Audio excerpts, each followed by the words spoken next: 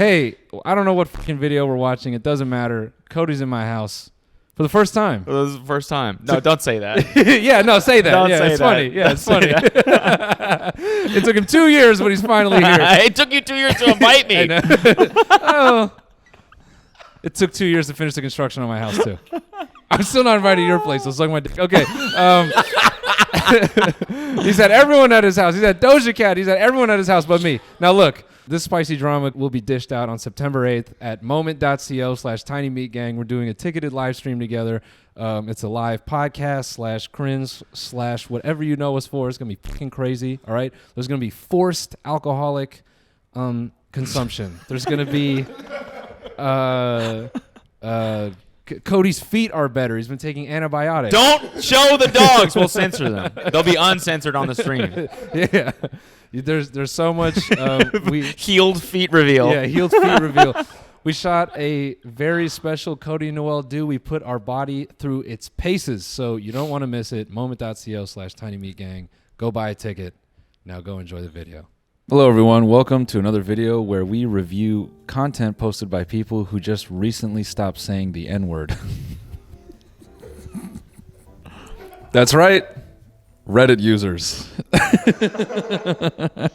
No, we're going through...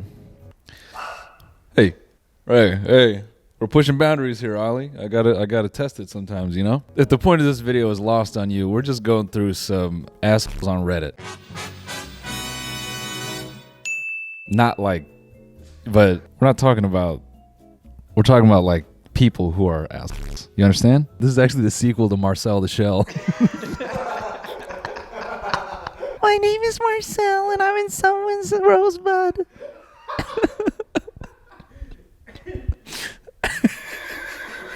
Yeah, so starting with number 1. This has been described as one of the worst fathers on Reddit. Yours. Let's begin. I started to go back to the office on Fridays so I could not pick up my 11-year-old son from school. Already hitting close to home for some of you? My 20-year-old son is home, so I offered him gas money, like $40. You know what? We haven't read this story before? I've read this. You have? I have. I know I know this one. It's me.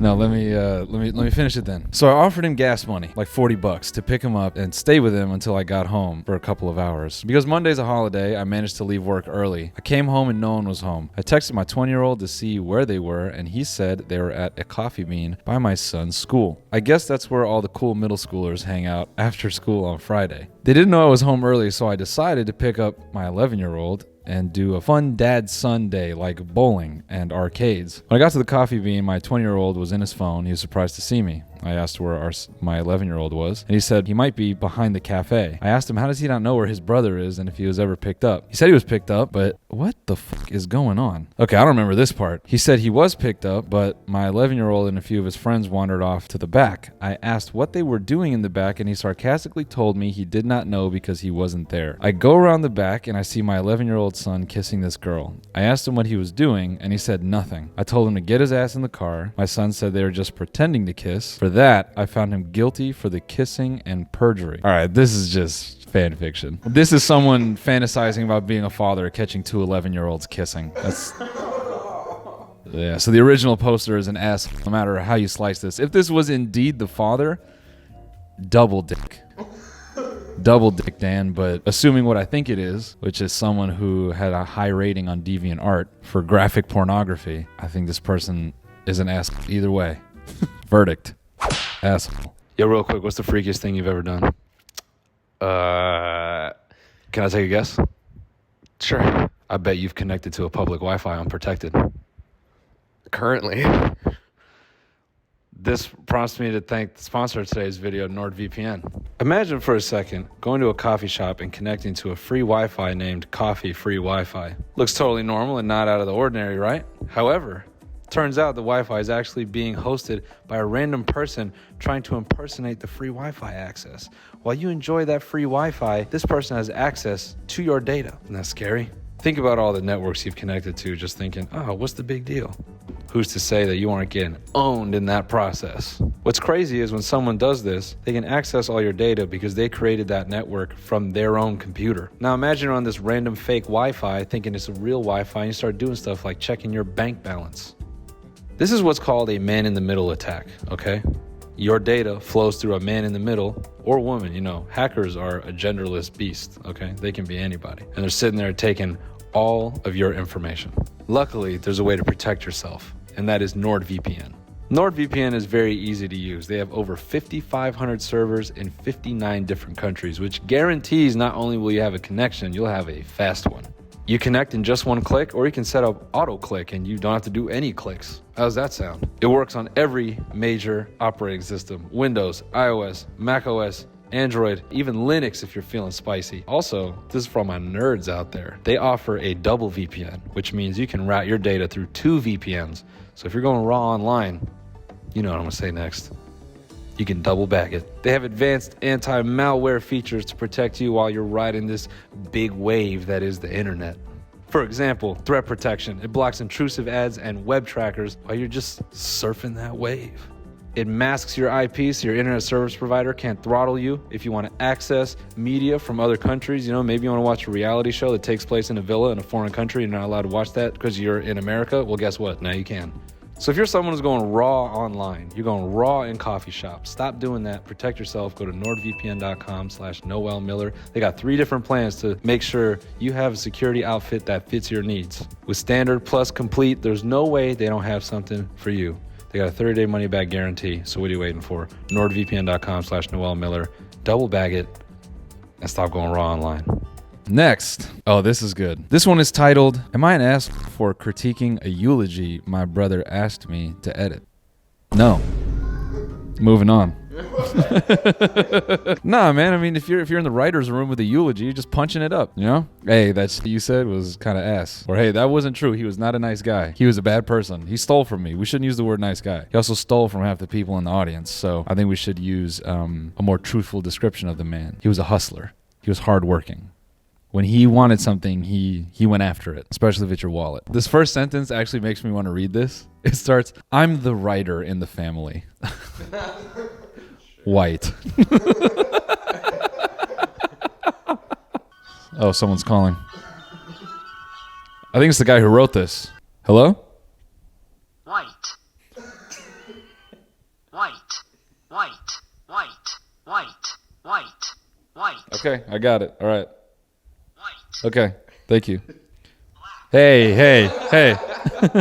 All right, enough with the race jokes. Let's talk about white people. I'm the writer in the family. What a pompous asshole. Ever since I remember, family and friends have been coming to me for writing advice. Get the fuck out of here. Can you help me write this email? Whether it be college papers or cover letters or even wedding vows, I'm always happy to help. Even though most of them are college-educated adults who should know what a comma splice is by now. This guy sucks. I'm giving him way too much credit with that voice. I'm the writer in the family. Fast forward to a few days ago when my brother's friend passed. My brother is, of course, in shambles, and he's adamant about giving the eulogy. Even though he's blue collar, he came to me and asked me to edit. First of all, you felt the disdain in that? He's adamant about giving the eulogy, even though he's blue collar. Wow. All right.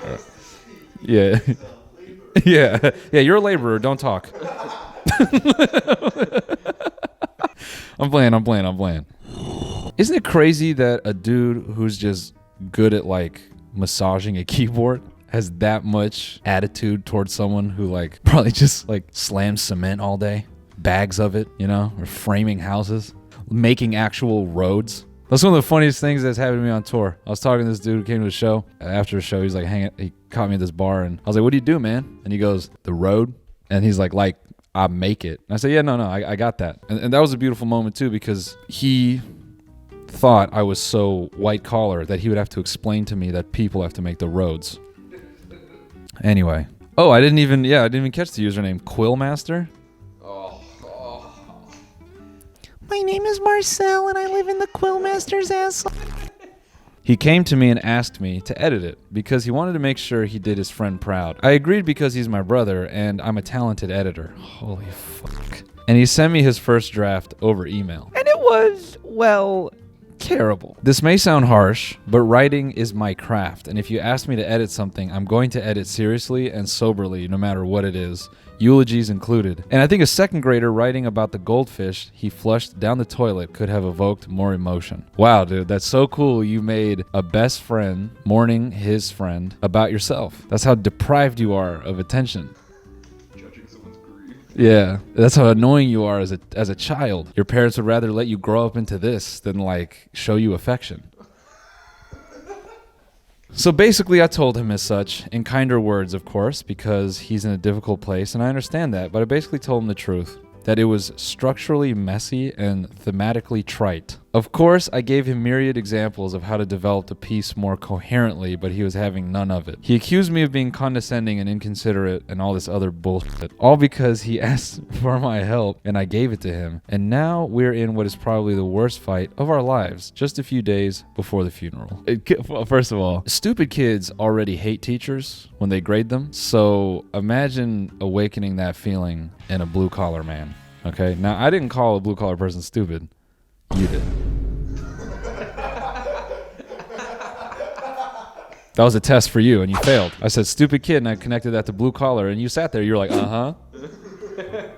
Your fault. No, but when kids who didn't do well in school, you know, because I was one of those, I see those red marks all over my paper, I would get this feeling like I'm not dumb. I just don't get it. Imagine getting that from your brother, who you've already probably beat up. I come through the door with the Thanksgiving turkey early, hit him right in the stomach with it, knock the wind out of him. Then I rip off one of the turkey legs and make him eat it and step on his toe, big toe, stomp that shit out.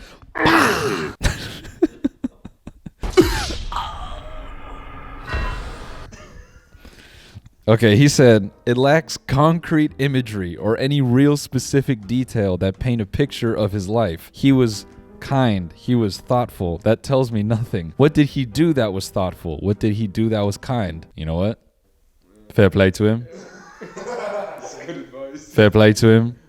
That is good advice. We're going to slowly walk back our... I mean, you're still annoying, but it's good advice. You know, those things aren't mutually exclusive. Similarly, using phrases like give his shirt off his back is so cliche, it's almost insulting to his legacy. Give some examples unique to him. You heard that?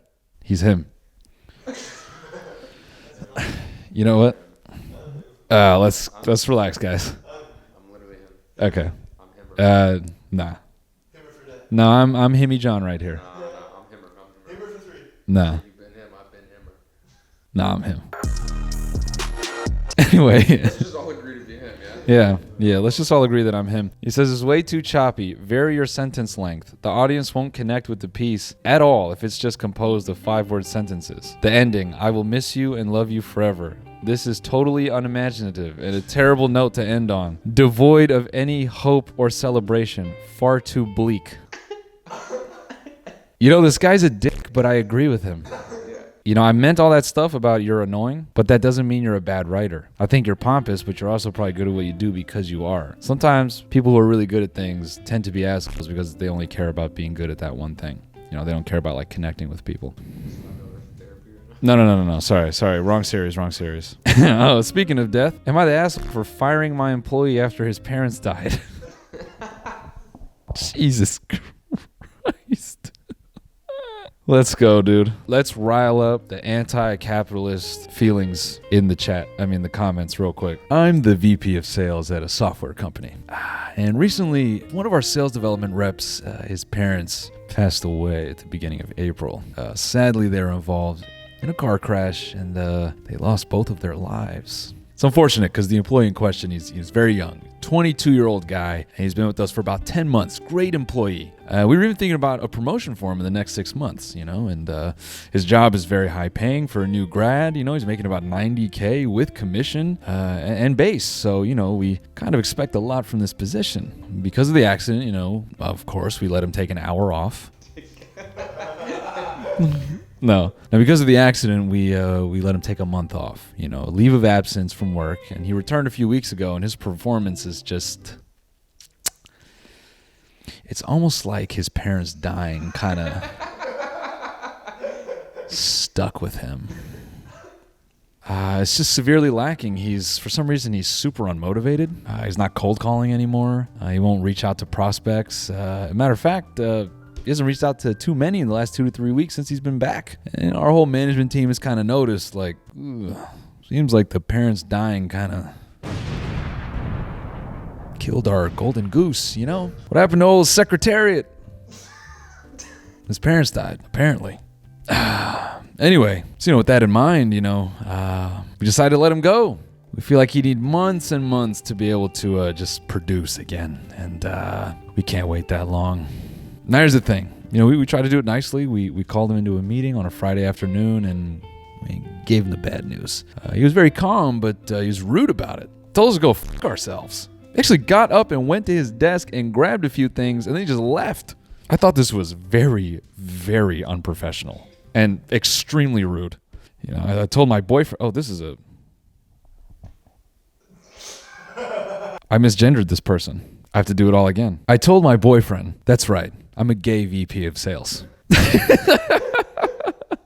I told my partner all about this, and they said myself and my management team are a bunch of asses and pricks. Asses and pricks. With no hearts. First thing I thought is, well, okay, who's the ass and who's the prick in the bunch? And which one am I? Because I don't want to be both. So, we kind of got in a fight about that. Here's a good edit. Holy f***, this blew up. I know this was shit of me now. I reached out to him to see how he's holding up, and he's staying at his girlfriend's place, and she's supporting him a lot right now. I offered to get my headhunter friend in touch with him when he's ready, and he accepted. So, it's the least I could do. But, parents or not, software's got to move. It just has to go. I think we all are in agreement here, right? Not the ass. Totally the right thing to do. I mean, look, dude, you got to sell shit, right? Someone comes back all mopey. You had a month. Get over it. It's fine. You're fine. Parents die every day. You're still here. That's the gift. You're still here. Making $90,000 a year with commission and base. A year? I thought it was every decade. People make $90,000 a year.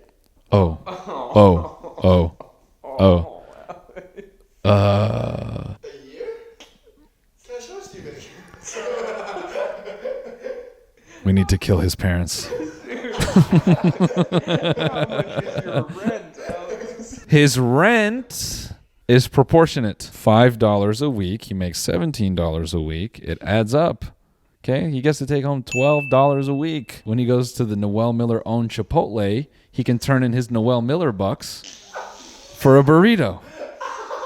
He gets paid in a superior currency. This guy makes $90,000 in regular money. You don't want that. Yeah, you don't want that. That's American dollar? Yeah, you don't want that. Oh, okay. Yeah, no. What can you use those for? Noel Miller Chipotle. His merch.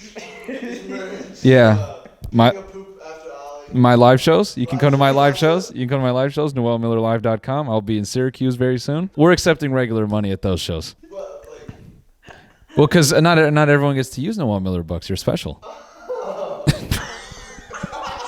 Like I was saying, you make $90,000 with base and commission. That's why you're alive.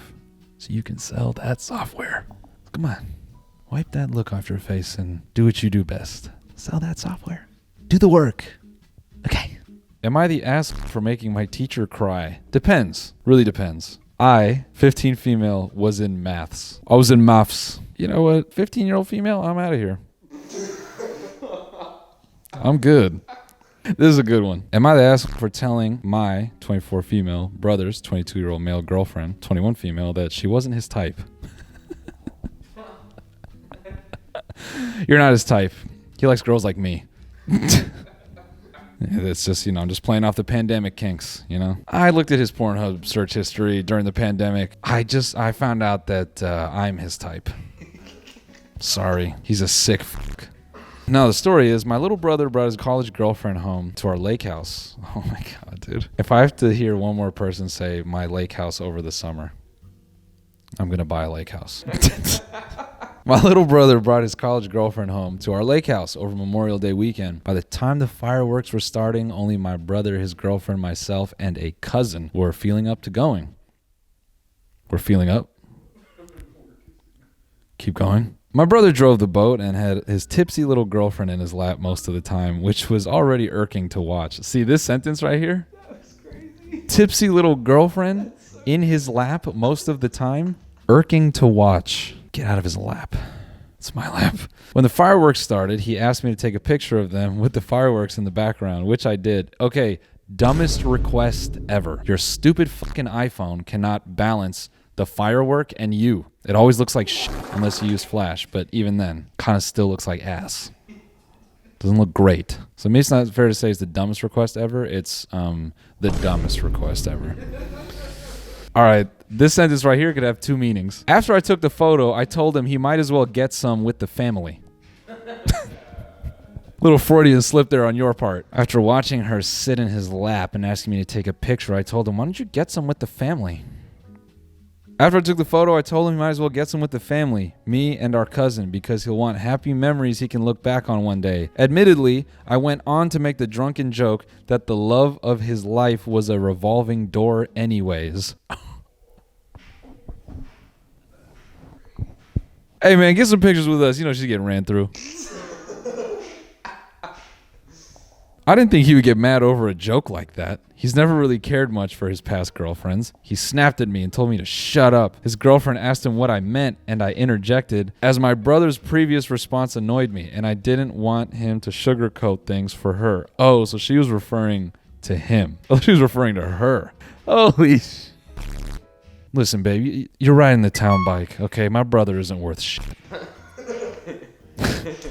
I told her. He's gone out with numerous girls before her. And honestly, I was surprised he brought her home because she wasn't his type. I explained in the kindest way I could that shortly after our parents married, when he was 13, he started dating his first girlfriend, who was a short brunette. And most of his long-lasting girlfriends since then have been short brunettes as well. I explained to her his ideal image was rooted in his childhood crush.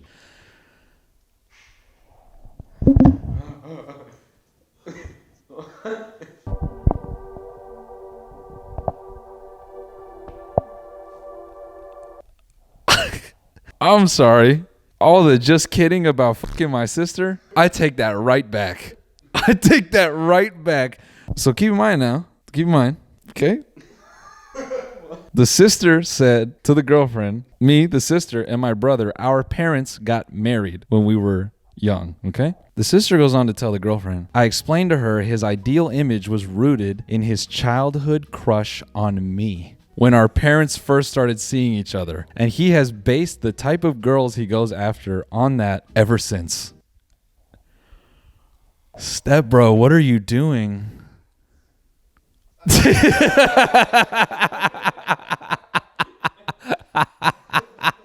Holy fuck. His girlfriend is at least 5'8". This is dark as hell. Imagine sitting on a boat and this woman is like, you're not his type. He's wanted to fuck me ever since we moved in together. yeah. Every all the 22-year-old dudes covering their dicks right now. No, dude, I'm at work. Stop telling this story. Put the pillow. This is foul, man. His girlfriend is at least 5'8" and has bleached hair. Maybe if she let her natural hair take over, she'd have half a chance. But he's never really gone after taller girls like that. I just felt obligated to say something before things went too far. They kept throwing around the L word. And the truth is he doesn't love her because he fucked me last night. No, that doesn't.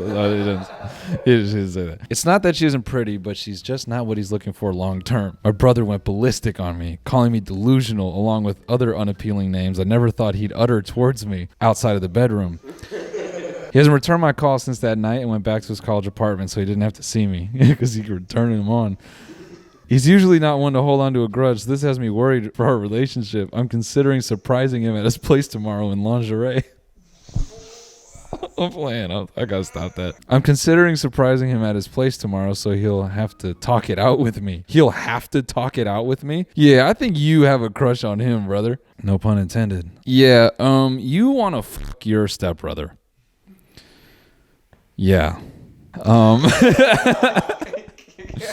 Yeah.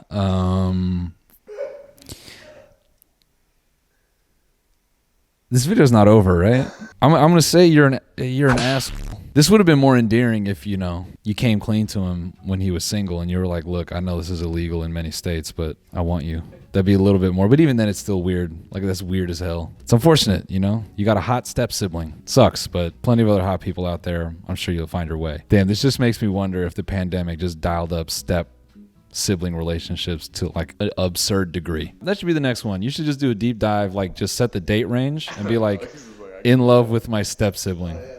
Yeah. Yeah, relax. Relax. I didn't ask for fucking found footage of your pandemic, dude. All right, everybody. Thanks for tuning in. I want to end this on a bang. Yo, step bro, come in here.